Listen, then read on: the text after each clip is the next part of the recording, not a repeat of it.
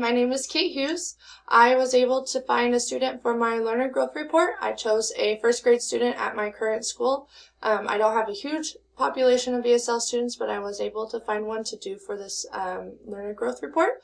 I feel like I was able to follow the procedures and the instructions that were given in from the Greenbush facilitators and from our readings on the website. I did the speaking and writing portions that I found for the practice KELPA section with that student, and then I also had her read a C-level book to me.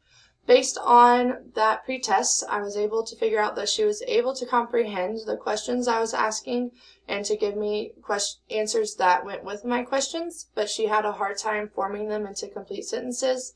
And then with the writing portion, she had a harder time with giving me multiple sentences. She actually only gave me one complete sentence, and all she wrote was, "She is looking up," for the girl, which was in a picture that I asked her to write a story about. And she did a good job with her capitalization at the beginning and a period at the end, but she struggled with looking. She did a really good job with look, which is the base word, but struggled with the ending ing.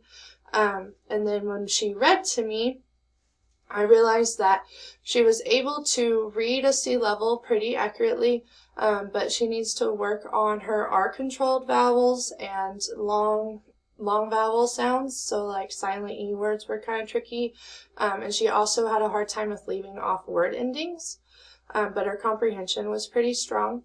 So based on what I found, I would make some goals to work on long vowels, specifically like silent E words, and then maybe going into some more of the common vowel sounds that we hear, like C, like AI and EE. And I'd work on R-control vowels and word endings, since she had a hard time with spelling those and with leaving them off as she read. And I would also try to work on having her talk and write in complete sentences, which was hard for her to do when she was doing the speaking portion, and I know that that's one of the standards for our ESL students. And so I would also want to work on getting her from reading a level C to trying to get her to move up a couple levels to a level E. At the end of first grade, we want them to be at a level I, so they're ready to be at a level J for second grade. So those are the things that I would work on. Thank you.